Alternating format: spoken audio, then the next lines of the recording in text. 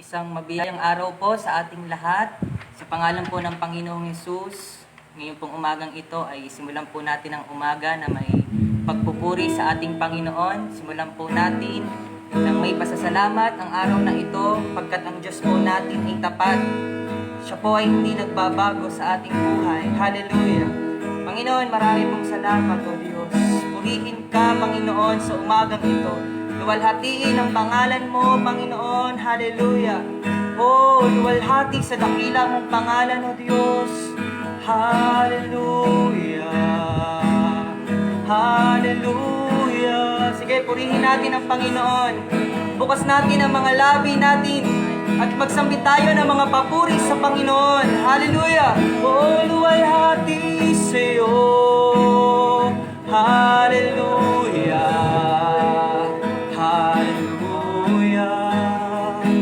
Salamat po, Panginoon. Hallelujah. Tayo po'y umawit sa Panginoon. Aming Diyos na dakila at walang katulad, Diyos na walang hanggan. Sa mga panghihina at kapighatian, Diyos ng kaaliwan, hindi nagkukulang, di bumibigo, Diyos na di nagbabago, isang kaibigan, kaagapay at matatagpuan, Diyos na laging nakalaan. Kayo, Diyos, hallelujah! Kayo, O Diyos, ang aming pag-asa. Sa bawat araw, ang aming ninanasa. Sa aming buhay, bibigyan kaluguran. Pararangalan ninyong dakilang pangalan. Minsan pa, hallelujah. Aming Diyos na dakila at walang katulad, Diyos na walang hanggan. Amen. Hallelujah, Jesus. Sa mga panghihina at kapighatian, Diyos ng kaaliwan, hindi nagkukulang, di bumibigo, Diyos na di nagbabago, isang kaibigan, kaagapay at matatagpuan, Diyos na laging nakalaan. Kayo, Diyos, hallelujah! Kayo, O Diyos, ang aming pag-asa. Sa bawat araw, ang aming inanasa. Sa aming buhay, bibigyan kaluguran.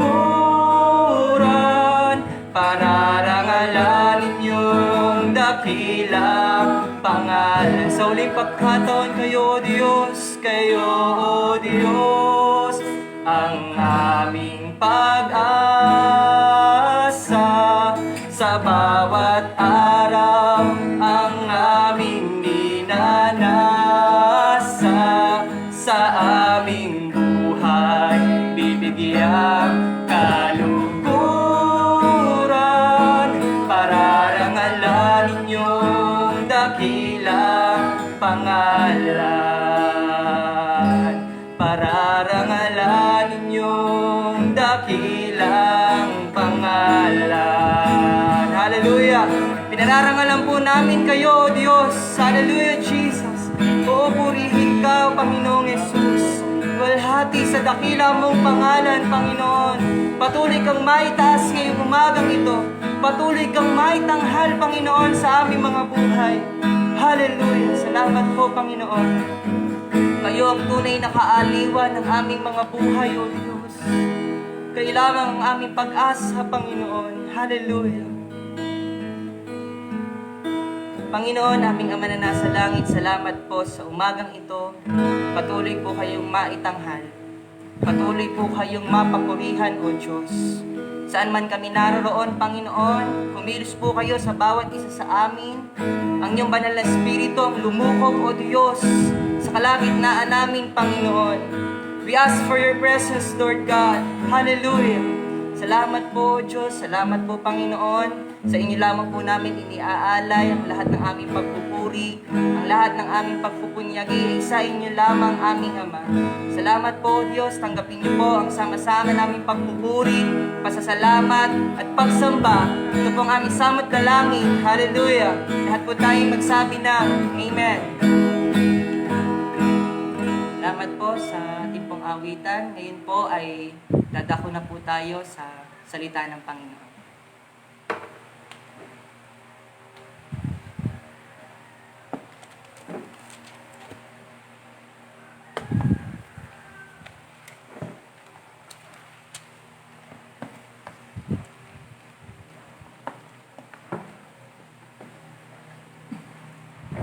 Magandang umaga po muli sa ating lahat. Sa iba't ibang sulok ng daigdig na ito. At makikinig po ng salita ng Diyos. Sa umagang ito ay gawa, tayo po ay mapagpala at mapalakas ng kanyang mga salita. Basahin po muna natin ang salita ng Diyos dito po sa unang Pedro, chapter 5, verse 7. Ang sabi po ay ganito: ipagkatiwala ninyo sa Kanya ang inyong mga alalahanin sa buhay sapagkat Siya ang nagmamalasakit sa inyo. Mga kapatid, sa umagang ito ay humiling po ako sa Panginoon kung ano po ang sasabihin ko sa oras na ito. Ito po yung binigay ng Diyos sa akin na talata. Naniniwala po ako, mga kapatid, napapanahon po na malaman ng mga tao na mayroong nagmamahal sa kanila. Makikita po natin na sa panahon ngayon na tayo po ay nahaharap sa mga krisis. Mahirap, mayaman, ay dumadanas ng krisis. Dapat makikita po natin na ang Diyos ay nagsasabi sa Kanyang salita na lahat ng bagay ay ipagkatiwala natin sa Kanya sapagkat Siya ang tunay na nagmamahal, nagmamalasakit sa atin. Mga kapatid, makikita po natin na ang talatang ito ay malinaw na nating naunawaan. Dapat maraming tao na hindi po ito naintindihan. Dahil marami pong tao nag-aalinlangan sa salita ng Diyos. Dapat tayo na nagtitiwala sa Kanya, mga kapatid, nais ng Diyos na buong puso nating ipagkatiwala sa Panginoon. Buong buhay natin, na wala po tayong ititira, lahat ay ibibigay natin sa Panginoon at pagkakatiwala. Marami po ngayon namumroblema sa pinansyal, sa trabaho, mga pangailangan. Kaya makikita po natin na ang Diyos ay sinasabihan po tayo na ipagkatiwala ang lahat ng bagay. Kaya makikita po ninyo, mga kapatid, na maging si Haring David ay nabalisa rin sa kanyang buhay. Siya po ay nakaranas ng pagkatakot at pag-aalala noong siya po ay huntingin ni Haring Saul. Dahil si Haring David po ay pinili ng Diyos na maging hari. At makikita po natin na si Haring David ay nangamba dahil si Haring Saul ay binanta po siyang papatayin. At ang nangyari po, si Haring David ay nagtago sa isang kuweba. At doon siya po ay na-quarantine din ng ilang panahon. Dahil sa takot kay Haring Saul na sa araw-araw siya'y hinahanting para patayin. Kaya makikita po natin na si Haring David ay pinalakas po ni Jonathan At sinabihan siya, lakasan niya ang kanyang loob. Mga kapatid, makikita po natin na si Haring David ay natutunang magtiwala sa Panginoon. Ipagkatiwala yung kanyang buhay kahit na mayroong bantang sa kanyang buhay na may papatay. Datapot mga kapatid, makikita natin na si Haring David, sinabi niya sa kanyang sarili na ang Panginoon ang kanyang kanlungan. Binanggit po ito sa mga awit 142. Kaya makikita po natin na si Haring David po ay nakakatulog na ng mahimbing. Dahil ang Panginoon ay ginawa niyang kanlungan sa kanyang buhay. Natutunan niya ipagkatiwala ang mga kabalisahan sa kanyang buhay. Kaya makikita po natin na si Haring David ay hinarap po niya ang problema kasama ang Panginoon. Amen. Kaya si Haring David po ay nagtagumpay dahil sa kapangyarihan ng Diyos. Hindi ho dahil sa kanyang sariling lakas o talino, kundi dahil sa pagsama ng Panginoon sa kanyang buhay. Kaya po siya nagtagumpay. Kaya makikita po natin na si Haring David, siya po ay laging pinagdududahan din bilang siya po ay namumuno bilang hari. At wala din pong pumapansin sa kanya. Makikita po natin na si Haring David, kahit walang pumapansin, alam niya merong Diyos na nagmamahal sa kanya. Ganoon din mga kapatid sa ating buhay. Marami pong tao na nalulungkot, nababalisa, natatakot. Hindi nila alam na merong isang Diyos na nagmamahal sa kanila. Higit sa pagmamahal ng tao.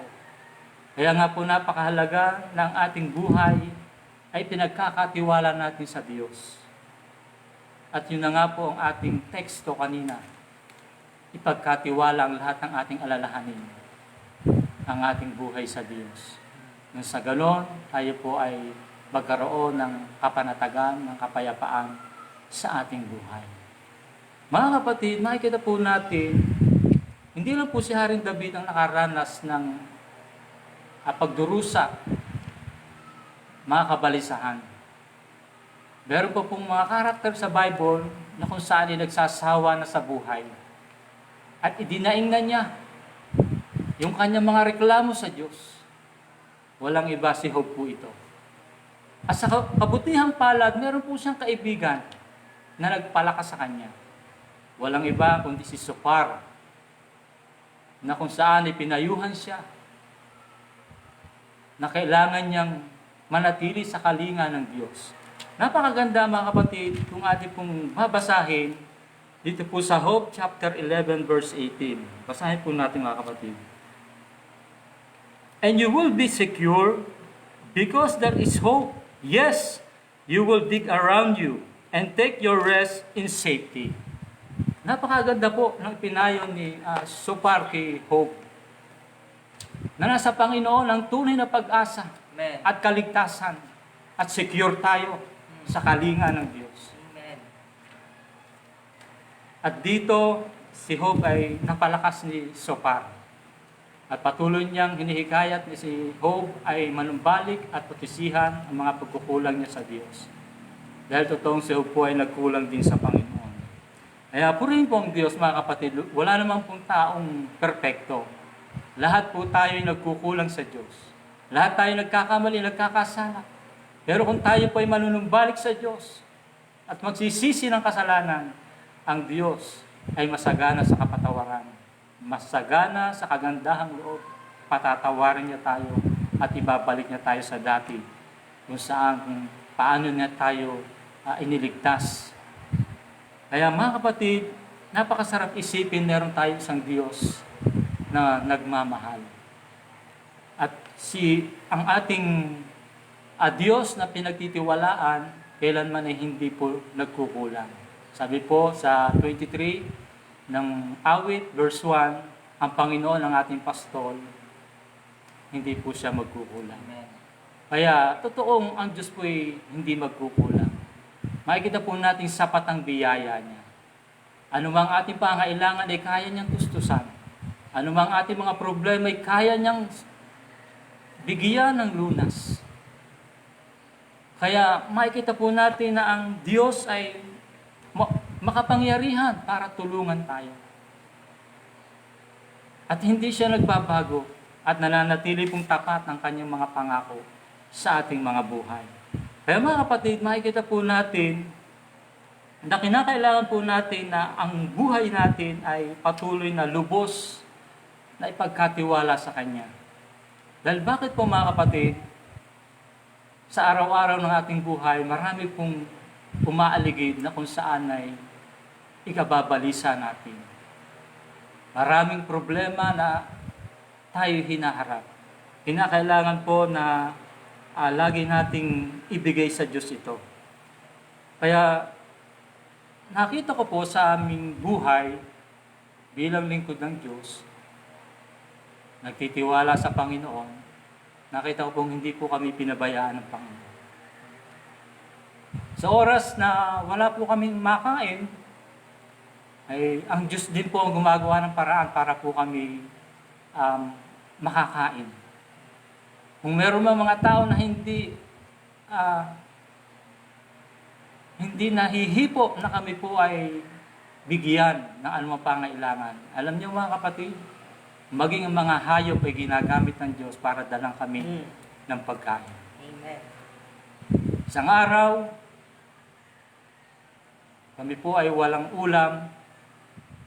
Ang Diyos ay nagpadala po ng bibe.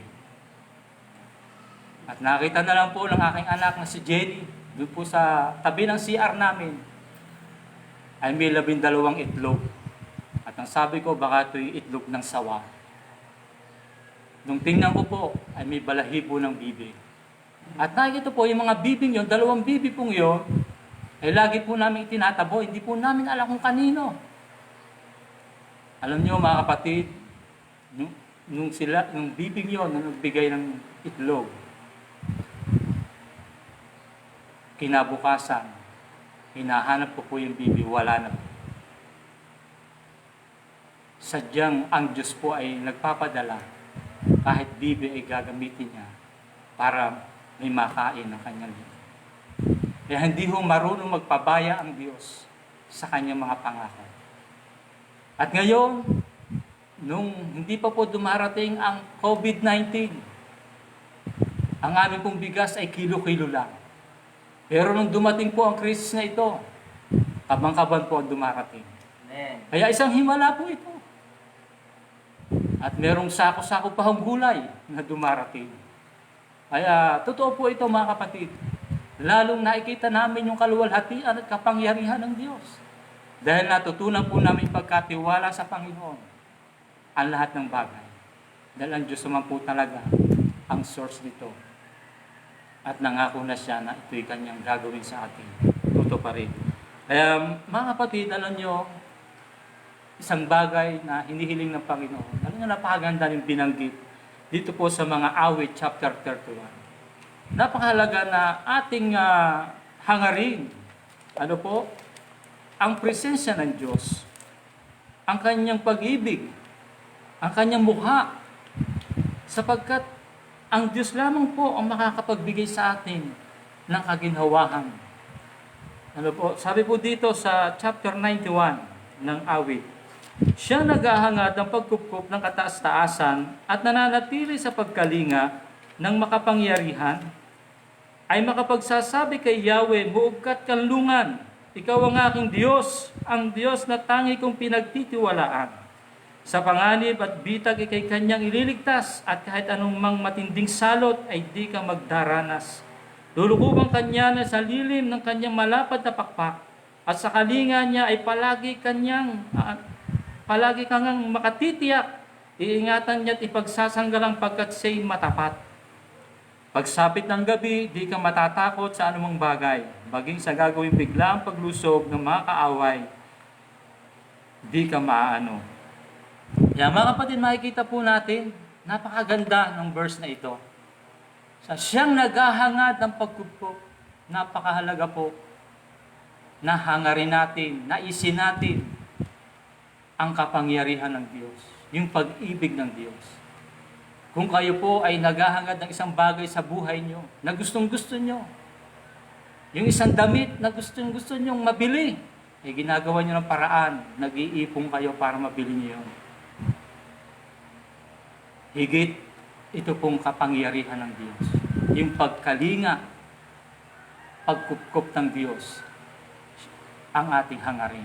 Napakasarap po. Amen. At siya na naghahangad nito, ang siyang makakaranas, masasabi mong buog ka't kanlungan ng aking buhay. Sapat ang Panginoon sa ating buhay. Kaya mga kapatid, napakasarap isipin na meron tayong isang Diyos sa makapangyarihan, na makapag-iingat at tagapagtanggol sa oras ng kaguluhan. Siya hindi nagbabago sa kanyang pangakong ito. Tiyak na tutulungan po tayo at ililigtas sa anumang mga panganib, sa anumang mga pandaraya ng kaaway ng sanlibutan ito. Siya lang yung the best na pagtiwalaan natin. Siya yung mabuting protector natin sa ating buhay. Siguradong iingatan ka ng Panginoon, hindi kanya pababayaan, niiwanan man. Sapagat yun ay pangako na ng Diyos sa ating mga buhay. Pangalawa po mga kapatid, bukod sa hinahangad natin, binibigyan tayo ng awareness ng Panginoon ng kanyang mga salita para malaman natin na tayo magtatagumpay. Basinin po natin dito sa unang Juan, tayo po ay magbukas. Unang Juan, chapter 5, verse 4. Basahin po natin mga kapatid. Basahin po yung ganito, sapagkat napagtatagumpayan ng mga anak ng Diyos ang sanlibutan, at ang nagtatagumpay tayo sa pamagitan ng pananampalataya. Sino ang nagtatagumpay laban sa sanlibutan? Ang sumasampalataya si Jesus, ang anak ng Diyos. Sa mga tuwid mga kapatid, wala po palang problema sa sumasampalataya sa Panginoong Jesus. Walang hindi mo magagawa kapag si Jesus ay nasa iyo. Lahat ay mapagtatagumpayan mo kapatid. Walang hindi mo mapagtatagumpayan. Malalampasan lahat natin ang pagsubok na ating pinagdadaanan. Dahil si Jesus ang kasama natin. Sa Kanya ka nagtitiwala. Punta po tayo sa chapter 4 ng unang Juan, verse 4. Mga anak, kayo ngayon nasa Diyos at napagtatagumpayan na ninyo ang mga huwad na propeta sapagkat ang Espiritong nasa inyo ay mas makapangyarihan kaysa Espiritong nasa makasanlibutan. Makikita po natin mga kapatid na mas makapangyarihan si Jesus na sumasa atin kaysa sa Espiritu ng sanlibutan ito. Kaya lakasan po natin ang ating loob. At binanggit na rin po ng Panginoong Jesus chapter 16 ng John, verse 33. Sa sanlibutan ito ay makakaranas tayo ng mga tribulation, mga iba't ibang kapighatian. Dadapat ang sabi ng Panginoong Jesus, lakasan nyo ang inyong loob na pagtagumpayan ko na ang sanlibutan ito. Ibig sabihin mga kapatid, in-encourage tayo ng Panginoon na lakasan natin ang ating loob. Huwag tayong panghinaan na harapin ang mga pagsubok na ito at mga krisis. Dahil napagtagumpayan na ng Panginoong Jesus ang sanlibutan ito. Kaya mga kapatid, masasabi mo, pag si Jesus ay nasa iyo, sino ang laban sa iyo? Tiyak ang tagumpay mo, kapatid. Amen. Kaya salamat sa Panginoon. Ang Panginoong Jesus, lagi siyang nagbibigay sa atin ng kaaliwan. Bago pa man po siya pumunta sa langit, binanggit na niya sa John 14, verse 27, na huwag tayong matakot, huwag tayong mabagabag, at ang kapayapaan ay iniiwan ng Panginoong Jesus sa atin. Ang kapayapaan po ay nasa ating puso na. Manatili po tayo sa presensya ng Panginoon. At sa oras ng pangungulila natin mga kapatid, ang sabi, hindi tayo iiwanang nangungulila ng Panginoon dahil meron siyang kapalit. Walang iba, ang banal na Espiritu na itinatak sa ating mga puso. Siya ang dakilang mga alin natin. Kapatid, sa oras ng kalungkutan, kabagabagan, pagkatakot, tandaan mo, ang banal na Espiritu ay nasa iyo. Siya yung dakilang mga alin. at lahat ng bagay magagawa ng kapangyarihan ng Diyos sa atin. Kaya, mga kapatid, sa umagang ito, lagi po nating tatandaan na ang Diyos ay laging nasa tabi natin. Hindi tayo iniiwanan. Kaya lagi po tayong lumapit, manalangin, magpuri sa Diyos. Lagi po natin siyang hanapin sa araw-araw ng ating buhay. Dahil siya naman po ay masusumpungan. Hindi po siya malayo. Napakalapit lang niya sa atin, mga kapatid. Siya'y laging handang tumulong sa atin. Handa tayong laging katagpuin sa anumang mga kabagabagan. Tandaan po natin kung ang mga ibon ay kanyang tinutulungan at pinagmamalasakitan. Tandaan po natin sa Matthew chapter 10 verse 31, mas mahalaga po tayo kaysa libu-libong maya. Napakahalaga niyo para sa Diyos. Kaya lagi po tayong tumingin sa magagawa ng Diyos. Totoong tayo po ay may limitasyon ng ating magagawa. Ini-encourage tayo ng salita ng Diyos. Sa Proverbs chapter 3 verse 5, tumiwala ka sa Panginoon ng buong puso mo at huwag kang manangan sa iyong sariling karunungan. At isanggunin natin ang lahat ng ating mga balakin, mga plano sa Diyos, anumang mga problema, tiyak tayo pagtatagumpayin ng Panginoon. Siya ang magtutuwid ng ating mga landas, siya ang magdadala sa atin sa dulo, ito yung dulo ng walang hanggan, sa buhay na walang hanggan, sa finish line, ang Panginoong Hesus lang po ang makapagdadala sa atin. Kaya salamat sa Diyos sa umagang ito. Nawa, ating pong natanggap ang mabuting balita. Ito po yung pag-ibig ng Diyos na lagi po nating itiwala sa Kanya ang ating buhay, ang ating mga pangailangan, mga alalahanin. Lagi po nating ibigay sa Kanya. Tiyak na tayo po ay magkakaroon ng kapahingahan sa Diyos. Ano po ang sabi sa Mateo 11:28? Lumapit kayong lahat na napapagal at nabibigat ng luba sa inyong pasanin, sa inyong buhay, at kayo'y aking pagpapahingahin. Kaya meron pong kapahingahan sa Diyos. Merong rest and peace sa Panginoon. Kaya ngayong umaga, mga kapatid, sa Panginoon tayo magpahinga.